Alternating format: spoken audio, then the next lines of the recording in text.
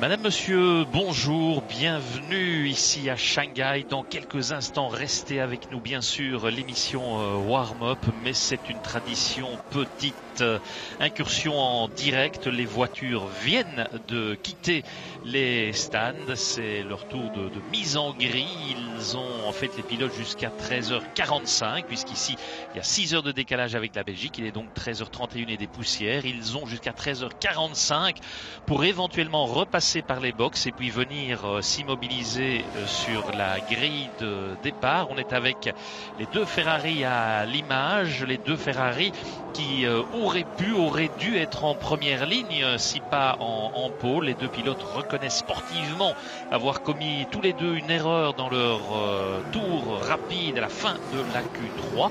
Et le problème pour Ferrari, eh bien, c'est l'exploit réalisé par Daniel Ricciardo, l'Australien, au volant de la Red Bull, parce qu'il est allé s'immiscer entre la Mercedes de Rosberg qui est en pôle et celle de les deux Ferrari, et donc évidemment ça complique singulièrement les choses, parce qu'au départ ce sera pas nécessairement facile pour les deux Ferrari.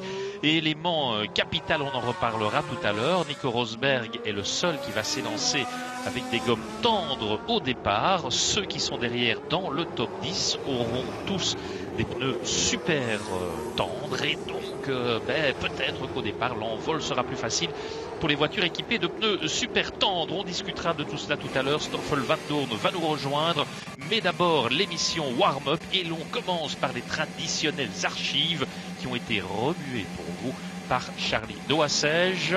Dans quelques instants donc, place à Warm-Up avec toute la petite équipe, Charlie Doassège, Cédric Lizin, Thibaut Rinchon, Olivier Van Gelder et Thierry Delreux. Warm-Up, on commence par les archives et on revient ensuite pour le Grand Prix en direct avec Stoffel Vandoorne. À tout à l'heure.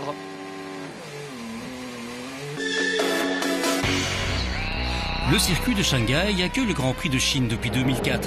En 2006, les deux Renault d'Alonso et de Fisichella s'élancent de la première ligne. Michael Schumacher, seulement 6e sur la grille, va réaliser un véritable festival, aidé par son équipe qui lui propose la meilleure stratégie. Le septuple champion du monde remonte un à un ses adversaires avant d'avaler en prenant tous les risques les deux Renault qui se sont trompés dans le choix de pneumatiques. Schumacher remporte son 91e succès, la toute dernière victoire de sa carrière. Aujourd'hui, il mène un tout autre combat et on aimerait tant retrouver ce sourire sur le visage de ce champion hors norme. 2007, Wurz participe au Grand Prix de Chine au volant d'une Williams. Lorsque je roulais en Formule 1, je me souviens qu'il pleuvait au début de la course et que nous étions tous partis en pneus pluie ou intermédiaires. J'ai été le premier à monter des pneus slick et j'ai réussi le meilleur tour en course. Malheureusement, après le changement de tous les pilotes, je n'ai pu garder le rythme et j'ai perdu beaucoup de place. Mais bon, quand j'y repense, c'était vraiment un bon moment de changer le premier et de réaliser les meilleurs tours en course. C'était un circuit sympa, j'espère que la course sera intéressante et que les pilotes vont bien s'amuser. En 2009, le départ du Grand Prix est donné derrière la voiture de sécurité car la piste est inondée par un violent orage. Après 8 tours, la course est enfin lancée dans ces conditions dangereuses, impossible ou presque de piloter. Kubica rate son freinage, sa BMW emboutit la Toyota de Trulli. Sutil perd à son tour le contrôle de sa Force India et percute le mur de pneus. Sébastien Vettel, roi de la pluie, surfe entre les gouttes et offre la première victoire en Formule 1 à Red Bull. C'est le début de la formidable aventure qui mènera le pilote allemand vers 4 titres mondiaux. 3 ans plus tard, Mark Webber rate complètement ses qualifications et se retrouve en 18e position sur la grille de départ. Ce scénario catastrophe deviendra à l'arrivée l'un de ses meilleurs souvenirs de Formule 1. Oui, je pense que c'était lorsque je suis parti en 18e position et que j'ai terminé à la 3e place. C'était vraiment une journée géniale. Je suis remonté vraiment proche de Lewis Hamilton qui gagne la course. Je n'ai malheureusement jamais gagné sur ce circuit, mais le tracé est vraiment intéressant.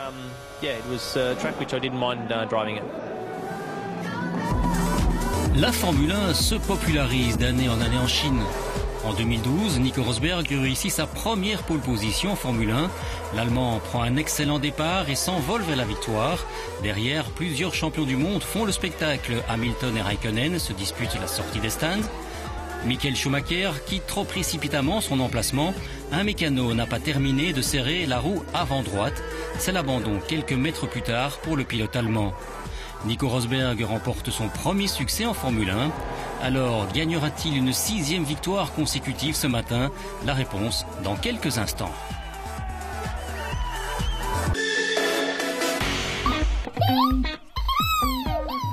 Stoffel Vandoorne a marqué les esprits à Bahreïn, et notamment ceux des concepteurs des mini-drivers.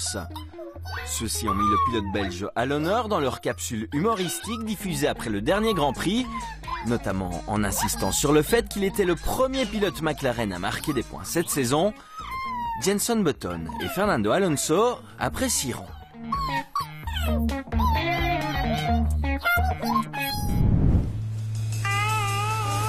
Jenson Button et Fernando Alonso, on les retrouve dans cette course complètement loufoque, disputée dans les vignobles australiens. Fais-moi voir ta vitesse.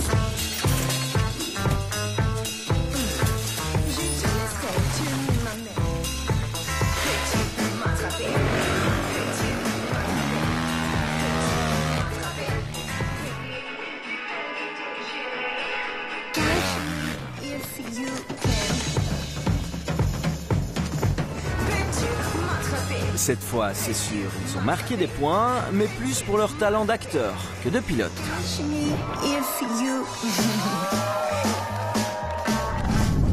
Ce n'est plus vraiment de saison, mais on s'en serait voulu de ne pas vous montrer les bons vœux des pilotes Ferrari.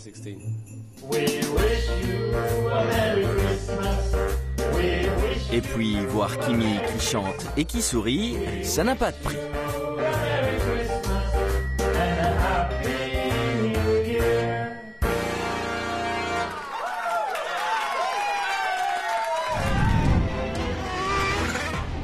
Et puis, tant qu'à faire, comme on se replonge dans les images fortes de cet hiver, reprenons la route de la montagne où les écuries Ferrari et Red Bull se sont livrés un petit duel à distance du plus beau drift dans la poudreuse.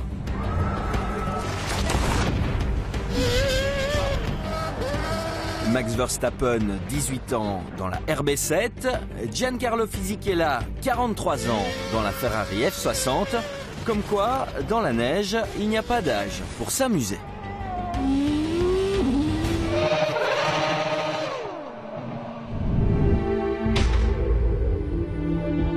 Daniil Kvyat est sous pression chez Red Bull après ses mauvais résultats en ce début de saison. Mais franchement, c'est un peu de sa faute. À force de faire n'importe quoi et de rouler dans des engins plus lents les uns que les autres, il ne fallait pas vraiment s'attendre à le voir péter des flammes.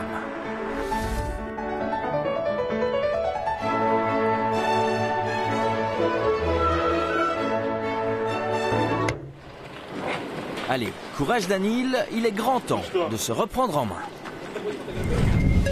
Car derrière Daniil Kvyat, les deux jeunes de chez Toro Rosso sont prêts à tout pour un jour être titularisés chez Red Bull. Il y a des roues, c'est que ça roule, et si ça roule, c'est qu'on peut faire la course.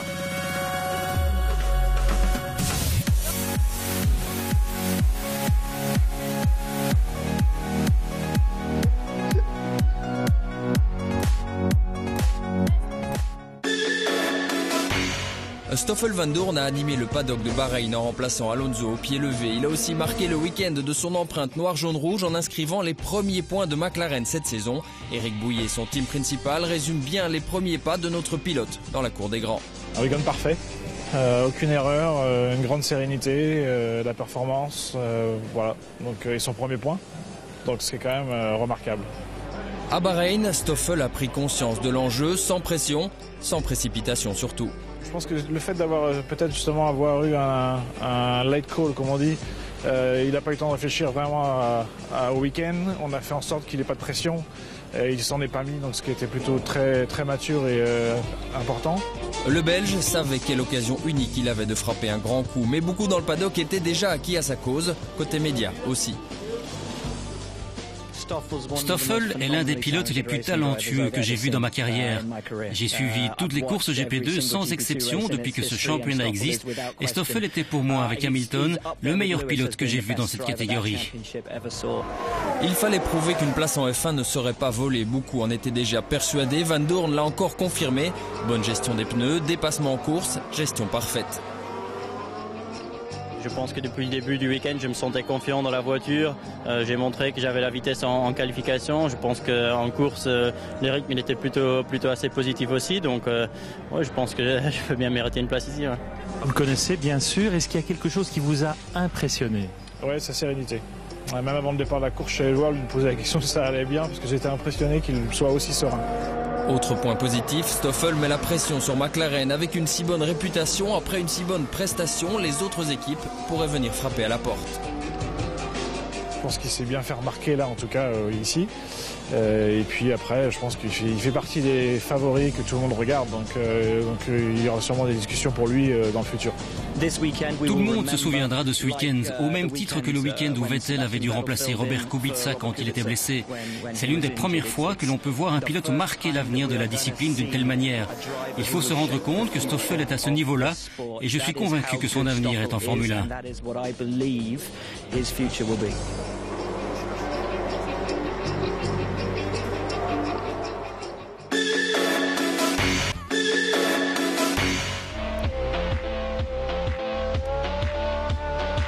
Un Grand Prix de Bahreïn spectaculaire, passionnant comme celui de Melbourne. Voilà de quoi se réjouir pour la suite de la saison. Mercedes est là, Ferrari n'a pas encore su tout montrer mais a les armes pour pimenter le championnat. Côté belge, Stoffel Vandoorne a vécu le plus beau moment de sa carrière jusqu'ici.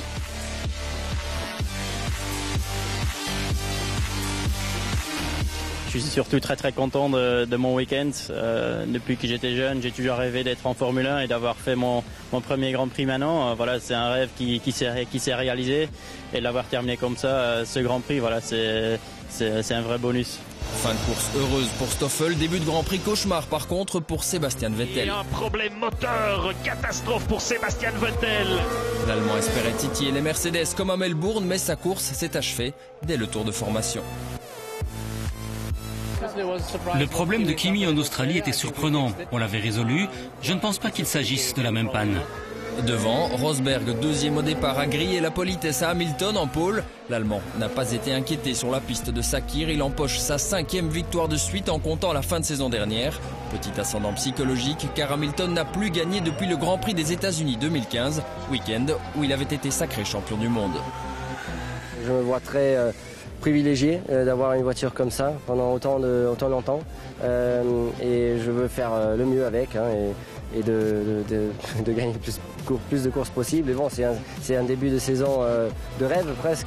Raikkonen grimpe sur la deuxième marche du podium. Malchanceux en Australie, le Finlandais se rattrape et dépasse Senna au nombre des podiums. Mais comme souvent, pas de quoi arracher un sourire à Kimi. Non, pour moi ce sont juste des chiffres, rien de plus. Pour Lewis Hamilton, voilà 2 mauvais départs après celui de Melbourne. Le champion du monde se fait à nouveau piéger. Hamilton, qui peut s'estimer heureux d'avoir terminé au vu de ce contact avec Bottas au premier virage. 3e à l'arrivée, le Britannique ne doit pas laisser filer Rosberg et sa spirale positive. Je suis chanceux d'avoir pu continuer la course. Au final, j'ai tout de même pu me battre malgré ce contact et revenir à une position acceptable. Sourire pour Daniel Ricciardo, 4e, le meilleur du reste du peloton comme en Australie. Impossible de rivaliser avec Mercedes et Ferrari, mais preuve que la Red Bull et son moteur Renault se portent bien mieux qu'en 2015. Cela fait 2 courses que je reçois un petit coup de pouce de Ferrari. Ça me permet d'occuper une belle 3e place au championnat. Je prendrai de toute façon tout ce que je peux, le rythme est bon et nous sommes la 3e force du plateau pour l'instant. L'un des gros coups de cœur de ce week-end de Bahreïni, Romain Grosjean, le Français marque encore les esprits avec sa toute nouvelle Haas. Même après un souci au stand, Grosjean s'est montré incisif et a continué à se battre. 5e place finale. Satisfaction pour Grosjean, mais un autre pilote continue à séduire. Max Verstappen, le jeune néerlandais aux dents longues, poursuit son ascension, continue à impressionner par ses dépassements incisifs. Il termine 6e à Bahreïn. Coup de cœur d'un côté, déception de l'autre, celle des Williams, 5e et 8e en Australie. Massa et Bottas terminent seulement 8e et 9e à Bahreïn. Williams n'est plus la 3e force du plateau. Nous avons directement perdu beaucoup de place. En plus, le rythme de la voiture était très lent. On ne savait rien faire. Baisse de régime aussi côté Force India. Perez, déjà décevant en qualification, n'est pas parvenu à redresser la barre. 15e place finale, 14e pour Hülkenberg. Difficile de tirer de vraies conclusions car mon accrochage du premier tour a détruit ma course. Après, c'était vraiment compliqué, donc je ne peux pas vraiment me prononcer sur le potentiel réel de la voiture. Ce qui est sûr, c'est que ce n'est pas terrible pour le moment. Côté belle opération du week-end, on notera encore celle de Pascal Wehrlein. L'Allemand place sa modeste Manor 13e devant les deux Force India. Preuve de son talent, preuve que la Manor s'est rapprochée du milieu de peloton. Ce résultat est encore plus significatif que celui de Melbourne. Cette fois, j'étais vraiment dans la bagarre. J'ai même réussi à garder une Sauber et les deux Force India derrière moi. C'est un grand pas en avant. Week-end de rêve pour Stoffel, spirale positive pour Rosberg, 17 points d'avance sur Hamilton. La suite sur la piste de Shanghai.